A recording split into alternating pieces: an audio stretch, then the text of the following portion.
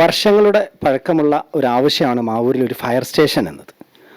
ഏതാണ്ട് 3-4 വർഷങ്ങൾക്ക് മുമ്പ് മാവൂരിലെ ഉണ്ടായ ഒരു വൻ തീപിടുത്തവുമായി ബന്ധപ്പെട്ട് ഇനി മാവൂരിൽ അമാന്തിച്ച് നിൽക്കാൻ പറ്റില്ല എന്ന ഒരർത്ഥത്തിൽ കേരള വ്യാപാര വ്യവസായ ഏകോപന സമിതി മാവൂർ യൂണിറ്റ് മുൻകൈയെടുത്തുകൊണ്ട് ഒരു ഫയർ സ്റ്റേഷൻ കൊണ്ടുവരണം എന്ന ഒരു നിർബന്ധ ബുദ്ധ്യ എടുത്ത കുറേ പ്രവർത്തികളുടെ ഭാഗമായി അതിൽ സ്ഥലം ഏറ്റെടുക്കുകയും അതിൽ MLA ഫണ്ടുകൾ വരികയും ഒക്കെ ചെയ്തിട്ടുണ്ട്.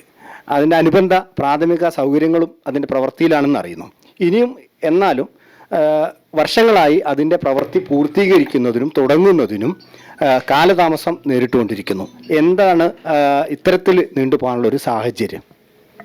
ഫയർ സ്റ്റേഷന് അനുവദിച്ചപ്പോൾ തന്നെയുള്ള കണ്ടീഷൻ അതിനാവശ്യമായ താൽക്കാലിക സൗകര്യങ്ങളും പുതിയ കെട്ടിടം നിർമ്മിക്കാനുള്ള സൗകര്യങ്ങളും ബന്ധപ്പെട്ട തദ്ദേശ സ്വയംഭരണ സ്ഥാപനം ഒരുക്കി തരണം എന്നാണ്.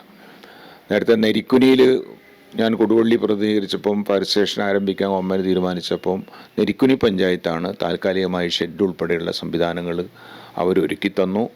അതിന് പുതിയ കെട്ടിടം നിർമ്മിക്കാനുള്ള സ്ഥലവും അവരെടുത്തു തന്നു. അങ്ങനെയാണ് ചെയ്യേണ്ടിയിരുന്നത്. പക്ഷെ മാവൂരാണ് ഏറ്റവും നല്ല ഒരു സ്ഥലം മലപ്പുറത്തൊക്കെ കൂടി ഉപകാരപ്പെടുന്ന രീതിയിൽ എന്നുള്ളതുകൊണ്ടാണ് മാവൂർ ഏറ്റെടുക്കാനുള്ള ഒരു സാഹചര്യം ഉണ്ടായത്. മാത്രമല്ല വ്യാപാര വ്യവസായ ഏകോപന സമിതിയും അന്നത്തെ പ്രത്യേക സംഭവ വികാസങ്ങളൊക്കെ വെച്ചിട്ടാണ് മാവൂർ വേണം എന്ന് പറയുകയും അതനുസരിച്ച് ഗവൺമെൻറ് അത് ഡിക്ലെയർ ചെയ്യുകയും ചെയ്തു. പക്ഷേ നിർഭാഗ്യവശാൽ തദ്ദേശ സ്വയംഭരണ സ്ഥാപനം അതിനാവശ്യമായ ഒരു സൗകര്യങ്ങളും ഒരുക്കി തന്നില്ല. കുറേ കാലം പ്രശ്നങ്ങളൊക്കെ ഉണ്ടാക്കിയതിന് ശേഷം ഗോളിയോ റൗണ്ട്സ് ഹെൽത്ത് സബ് സെൻ്ററിന് വേണ്ടി കൊടുത്തിട്ടുള്ള കുറച്ച് സ്ഥലം അവർ കൈമാറി ഇതിനെ ഉപയോഗപ്പെടുത്താമെന്നുള്ള നിലക്ക് തന്നു. അവിടെ വ്യാപാര വ്യവസായ ഏകോപന സമിതി ചെറിയ കക്കൂസും കാര്യങ്ങളൊക്കെ എന്തോ ഉണ്ടാക്കിയതെന്ന് തോന്നുന്നു. പക്ഷേ പഞ്ചായത്തൊന്നും ചെയ്തില്ല. അങ്ങനെ അവർക്ക് പണമില്ല എന്ന് പറഞ്ഞുകൊണ്ട് 10 ലക്ഷം ഉറുപ്പിക MLAയുടെ വികസന ഫണ്ടിൽ നിന്നും കൊടുത്തു. എന്നിട്ട് ബാക്കിയുള്ളതും അവർ പിന്നൊന്നും ചെയ്തില്ല. പിന്നെ 20 ലക്ഷം രൂപ കൂടി വീണ്ടും കൊടുത്തു.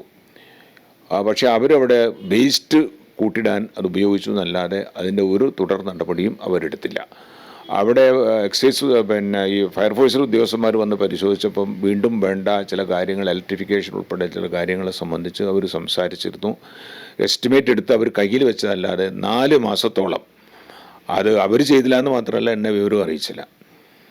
അപ്പോൾ ആ വിവരം അറിയിച്ച് വന്നപ്പോഴേക്ക് ഇപ്പോൾ ഇലക്ഷൻ ഡിക്ലെയർ ചെയ്യുകയും ഒക്കെ കാര്യങ്ങളൊക്കെ ചെയ്തുകൊണ്ട് നമുക്ക് അത് ചെയ്യാൻ സാധിച്ചില്ല. പുതിയ സാമ്പത്തിക വർഷം അതിന് പണം കൊടുക്കുന്നതിന് വിരോധമല്ല. പക്ഷേ അങ്ങനെ കൊടുത്താലും അത് തദ്ദേശ സ്വയംഭരണ സ്ഥാപനത്തിൻ്റെ നല്ല ഒരു പെർഫോമൻസ് ഉണ്ടെങ്കിൽ മാത്രമേ ചെയ്യാൻ സാധിക്കൂ. കാരണം ഇത് താൽക്കാലിക സംവിധാനമാണ്. അത് പെർമനൻ്റ് ആക്കണമെങ്കിൽ അതിന് ഒരു സ്ഥലം വേറെ വേണം. അത് നെരിക്കുനി പോയി നോക്കിയാൽ അറിയാം നെരിക്കുനി എന്താണ് ചെയ്തതെന്നും പുതിയ സ്ഥലം എടുക്കുകയൊക്കെ ചെയ്തിട്ടുണ്ട്. അപ്പോൾ പുതിയ സ്ഥലം എടുത്താൽ ഇപ്പം എക്സൈസ് ഓഫീസിന് ഇപ്പം സ്ഥലം കിട്ടി. അപ്പോൾ ഗവൺമെൻറ് 1.5 കോടി രൂപ കൊടുത്തു.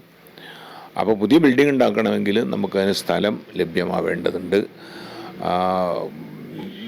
അവിടുത്തെ സംബന്ധിച്ചോളം സബ് രജിസ്ട്രാർ ഓഫീസ് വാടക കെട്ടിടത്തിലാണ് പ്രവർത്തിക്കുന്നത്. അതിന് സ്ഥലം ചോദിച്ചിട്ട് പഞ്ചായത്ത് തരുന്നില്ല. അപ്പോൾ യാതൊരു നിലക്കുമുള്ള ഒരു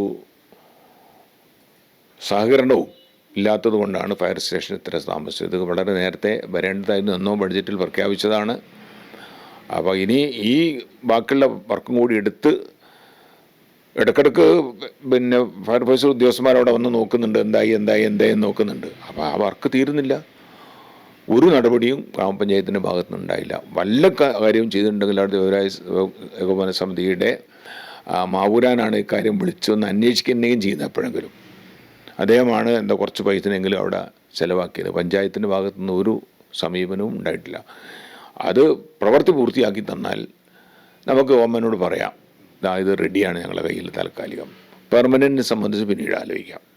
ഏറ്റവും അടിസ്ഥാനപരമായ ഒരു സംഗതി എന്ന നിലയിൽ ഒരു നാട്ടിൽ വേണ്ടുന്ന ഒരു സംഗതിയിൽ ഒരു ഗ്രാമപഞ്ചായത്ത് ഇത്തരത്തിലുള്ളൊരു നിസ്സഹകരണം പ്രവർത്തിക്കുന്നതിൽ എന്തെങ്കിലും തോന്നിയിട്ടുണ്ടോ? അത് പറയുകയാണെങ്കിൽ ഈ മാവൂർ ഗ്രാമപഞ്ചായത്തിലെ ഭരണസമിതി MLAയുമായി ഒരു കാര്യത്തിലും സഹകരിക്കാറില്ല. ചെറിയ ഒരു മാറ്റം വന്നത് ഇടക്ക് നമ്മളെ മാഷ് ഉമ്മർ മാഷ് വന്നപ്പോഴാണ് ചെറിയൊരു സഹകരണം നമ്മളുമായിട്ട് ഒക്കെ ഉണ്ടാകുന്നത്. പിന്നീട് ഇപ്പം വന്ന വാസന്തി ഉൾപ്പെടെയുള്ള നമ്മളോട് സഹകരിച്ചിട്ടാണ് പോകുന്നത്.